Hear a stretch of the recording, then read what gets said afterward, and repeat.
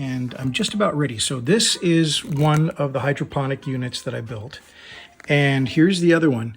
And the story is going to be that this one, I'm only going to use about maybe a third of this, because if you look from the top, I can only have about that much in it to fit it in the scene. I can't block the door.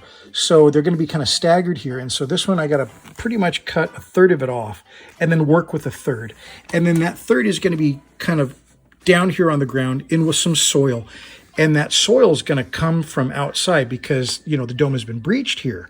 So there's going to be alien soil coming in, and then the alien soil will mix with the hydroponics. This one will also be dilapidated, but not as bad. They mix, and that's how new life is starting to grow on the planet, in the planet's atmosphere, because though it's protected in here, it's also been breached. So that's the job for today. We'll see how I do.